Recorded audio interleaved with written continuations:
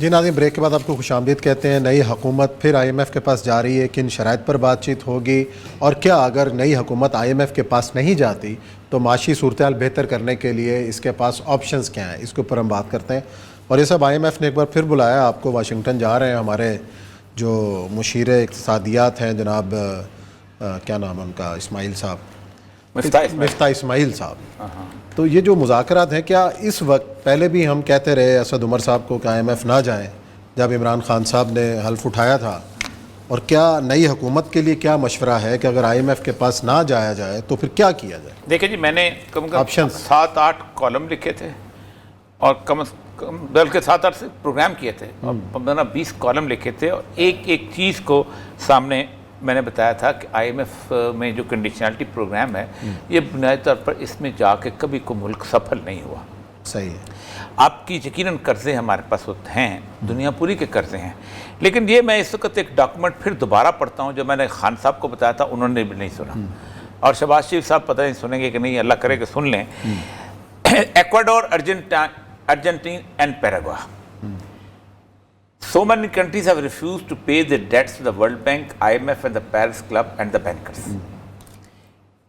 یہ ایک آرگنائزیشن ہے پوری دنیا میں بنی ہوئی، اس آرگنائزیشن کا نام ہے committee for the abolition of illegitimate debt. وہ کہتے یہ ہیں کہ ڈیولپنگ کنٹریز میں مختلف اوقات پہ مختلف حاکم ایسے آ جاتے ہیں کہ جن کا قرضہ لیتے وقت عوام سے کوئی رابطہ نہیں ہوتا۔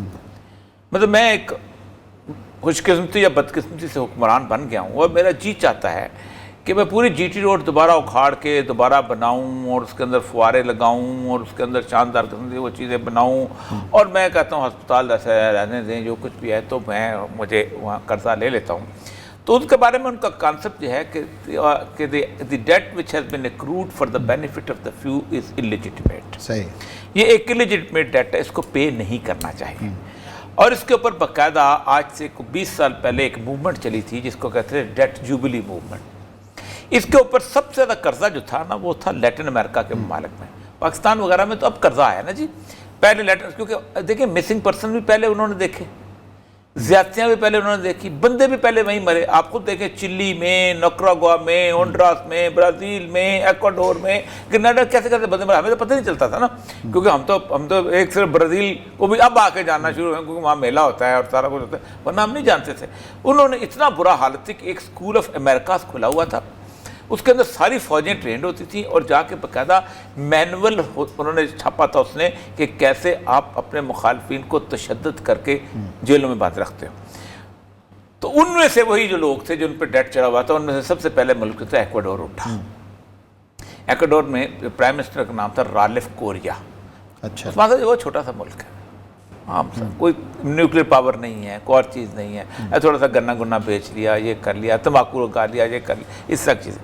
اچھا خاصا ڈیٹ تھا اس کے اوپر، اتنا بڑا ڈیٹ تھا، اور ڈیٹ تھا اس کا، آئی ایم ایف کا تو ہوتا نہیں ڈیٹ، آئی ایم ایف نے تو ویسے وہ رکھا ہوتا پروگرام کہ ہمارا پیسہ رکھو تاکہ پے کر سکو۔ ڈیٹ تھا اس کا مختلف بینکوں کا وال اسٹریٹ سے، اور اس نے جیسے ہم کرتے ہیں کہ ہم بانڈ اپنے دیتے ہیں، اور بانڈ ہم ہر سال پے کرتے رہتے ہیں منافع کے طور پہ۔ تو اس نے ایک کمیٹی بنائی، اور اس شخص کو، یہ میں دکھا دیتا ہوں اس بندے کی، یہ جو سارے کے سارا اگر دکھا سکے، ایرک ٹوسین نام ہے اس کا، اور یہ برسلز میں ہوتا ہے۔ اس کی ایک بہت بڑی ٹیم ہے کہ جو ڈیٹ کرتی ہے اس کے، جیسے عمران خان صاحب نے اپنے بندوں کو بلایا تھا، اور ہم نے کہا تھا اللہ کا واسطہ ہے یہ جو بیوروکریٹ ہے نا، جو بھیک مانگ مانگ کے ساری زندگی اس قوم کو مقروض کیا بیوروکریٹ نے، ان کو مت بٹھاؤ۔ عثمان صاحب آپ کو پتہ ہے کہ پاکستان کے 70 سال میں آج تک قرضہ لینے کے لیے کبھی اسمبلی میں نہیں گیا۔ میں سیکٹری ایڈی ہوں نا، میں سائن کرتا ہوں، اچھا، کبھی اپروول نہیں ہوئی، ایک دن کے لیے 1 روپے کے قرضے کی بھی اپروول نہیں ہوئی۔ ہاں بجٹ میں لکھ دیتے ہیں آپ کے اوپر اتنا قرضہ ہے، ایک قسط دینی ہے آپ، یہ ہے اس کو۔ اچھا، یہ والا انیشیٹو اگر نہیں لیتے تو then what is the second option? کچھ نہیں، وہ چائنا، ہاں وہ اس کے بعد اس کو، اچھا اب انہوں نے یہ کیا کہ پہلے گیا جا کے اس نے اپنے ہاتھ سے آئی ایم ایف کے دورے پہ تالا لگایا، اور لاکھ لگا کے سیل کر دیا، اور کہا نکلو، تم تو نکلو، ہمیں کوئی ضرورت نہیں۔ اور پھر اس کے بعد اس کو بلایا انہوں نے، 10 مہینے لگا کے 70 لاکھ فائلیں اور کو 12 لاکھ کانٹریکٹ اسٹڈی کیے، اور ایک ایک کر کے 10 مہینے بعد کہا کہ آپ کا 91% قرضہ جو ہے یہ جعلی ہے۔ انہوں نے ایک دم تمام بینکوں کو لکھا بانڈ وڈرا۔ آپ سوچیں کہ وہ بانڈ کی قیمت اتنی گر گئی کہ 200 ارب ڈالر کا جو بانڈ تھا وہ $10 میں بک رہا تھا اور انہوں نے جا کے خود خرید لیا اپنے بانڈ. اب وہ سارے کے سارے واپس آئے, آ کے انہوں نے کہا کہ بھائی جان اللہ کا واسطہ ہمارے ساتھ بیٹھ کے نیگوشیٹ کرو, ہم تو ایسے نہیں چل سکتے, پوری دنیا تو قرض دے کر بینک سے لوگ قرضہ لیں, بینک نے کیا خاک چلنا ہے. تو انہوں نے 88% ڈیٹ ماننا گیا, ہم آپ نہیں آپ سے لیں گے, باقی چلاتے رہو, کیونکہ انہوں نے چلانا تھا. دوسرا ماڈل ہے وہ چائنا کا ماڈل ہے. یہ میں آج اسے دیکھیں, 2 کنڈیشنلٹیز ہوتی ہیں ورلڈ بینک کی. ورلڈ بینک کی جو سب سے امپورٹنٹ چیز کو کہتے ہیں اسٹرکچرل ایڈجسٹمنٹ پروگرام. یہ میں خاص طور پہ پھر دوبارہ لایا ہوں تاکہ خان صاحب تو نہیں مانا اور اس ملک کو تباہ و برباد کیا اکنامکلی. شہباز شریف صاحب اللہ کا واسطہ آپ چلے گئے فیڈرل گورنمنٹ میں. ہم جب فیڈرل گورنمنٹ میں گئے تھے نا تو ہمیں لگتا تھا پنجاب جو ہے وہ ہم کنویں کے مینڈک ہیں. اچھا, پتہ ہی نہیں چلتا چیزیں. نا عثمان صاحب, یہاں تو آپ کو پیسہ آنا ہے اسٹیٹ بینک سے, آپ نے چلا لینا ہے, وہاں تو آپ کو پتہ چلنا ہے پیسہ آئے گا کہاں سے, کیسے مینیج کرنا ہے, انٹرنیشنل لیول پہ کیا کرنا ہے. ایکسچینج ریٹ آپ کا مسئلہ نہیں ہے پنجاب گورنمنٹ کا, ڈالر آپ کا اس کا مسئلہ نہیں ہے, آپ کا انفلیشن آپ کا مسئلہ نہیں ہے, جو اوپر سے آئی بسم اللہ آمنا و صدقنا.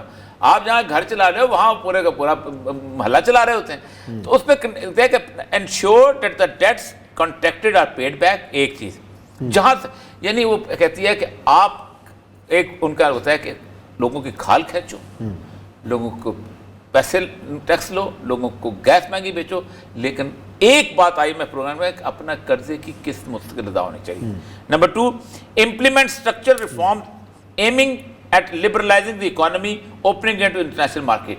کہ آپ ایسا کرو کہ آپ یہ نہ کرو کہ یہ ہم یہاں صرف بیچ سکتے ہیں, جو جتنا آ کے خریدے, آ کے چیزیں خریدے, آپ کا سارا غلہ لے جائے, گندم لے جائے, چوچ لے جائے, آپ کو کوئی پورا liberalise economy. Gradually make it possible for the indebted country to have access to the private loans from the financial market. اور دوسرا بات یہ ہے کہ آپ بینکوں سے لون لو. یہ کیوں ہم نے بنائے ہوئے ہیں مشرق بینک, فلانا بینک, یہ بینک, ان سے لو قرض, اور یہ کوئی ضرورت نہیں کہ آپ اس سے. یہ اس کے مقابلے میں عثمان صاحب چائنیز ماڈل ہے. یہ کیا ہے؟ یہ میں آپ بتا دوں, یہ کنڈیشنلٹی کا. یہ وہ چائنیز ماڈل تو نہیں ہے کہ جو چائنا ماڈل انہوں نے سری لنکا کو دیا؟ نہیں, سری لنکا میں سری لنکا میں وہ یہ ہے کہ آدھا طرح بٹیر نہیں ہونا پھر. اچھا, یا تو آپ مکمل ہے کیا ہے چائنیز ماڈل یہ ہے, وہ کہتے ہیں یہ ہے کہ بنیادی طور پر چائنا کہتا ہے کہ آپ انٹرنیشنل مانیٹری فنڈ سے ایک ادھر ہو کے, ایک تو یہ ہے کہ آپ UN کے اندر آپ ٹریڈ شروع کرو. اچھا, دوسرا یہ ہے کہ ہم آپ کا لون اتار کے یہاں انویسٹمنٹ کرتے ہیں. ٹھیک ہے, اور اس انویسٹمنٹ کے بدلے میں وہ آپ کو ٹریڈ. دیکھیں IMF کا لون جو ہے اس کی کنڈیشنلٹی میں ورلڈ بینک آ جاتا ہے. وہ آپ سے ہیومن رائٹس کی وہ دیکھے گا, وومن رائٹس کا دیکھے گا, مذہب کی تبدیلی کی بات دیکھے گا, FATF کو دیکھے گا, شرائط کے ساتھ. یہاں وہ نہیں ہے. یہاں کہتے ہیں دو تم کماؤ اور 2 ہمیں دے دو, جو کماؤ گے تم 2. یہ تو یہی ہے نا کہ تیرا میں پیسہ دے دیتا ہوں, اتنے اور دیتا ہوں, تو کما کے مجھے دے. اس لیے وہ کہتے یہ ہے کہ چائنا جو ہے یہ ڈیٹ ٹریپ میں ڈال رہا ہے. وہ تمہارا دماغ خراب, تم نے 100 سال سے کیا کیا, دنیا پوری کو ڈیٹ ٹریپ میں ڈالا. تو شہباز شریف صاحب ایک اچھی بات یہ ہے کہ آپ اس پر سٹیپ لے لیں, اور اچھے تعلقات بھی ہیں چائنا کے ساتھ. دیکھیں شہباز شریف صاحب جا بھی رہے ہیں یہاں کیبنٹ میں یہی بات ایک دفعہ ہوئی تھی کہ بات میں سنتے نہیں, یہ نہیں. تو میں نے مثال پیش کی تھی, میں نے کہا آپ کو پتہ ہے کہ اکبر بادشاہ جو ہے کیوں کامیاب تھا؟ کہنے لگے کیوں کامیاب تھا؟ میں نے کہا اس لیے کہ اس نے یہ مان لیا تھا کہ اس کو کچھ نہیں آتا. آپ یہ مان لیں بہت کچھ آتا ہے, بہت آپ ایکسپرٹ بیٹھے ہوئے ہیں, 50 اکانومسٹ کی بات نہ سنیں, مفتاح اسماعیل سمیت مختلف بات ان لوگوں سے اس کی سنیں جو اس پورے سسٹم کے خلاف ہے. آپ کو صحیح گائیڈ کرے گا. آپ تو اٹامک پاور ہیں, آپ کو تو آنکھ اٹھا کے کوئی نہیں دیکھ سکتا. چلیں جی بریک لیتے ہیں, بریک کے بعد آتے ہیں تو پروگرام کا سلسلہ جاری رکھتے ہیں. کچھ اور موضوعات میں بات کرنی ہے بریک کے بعد.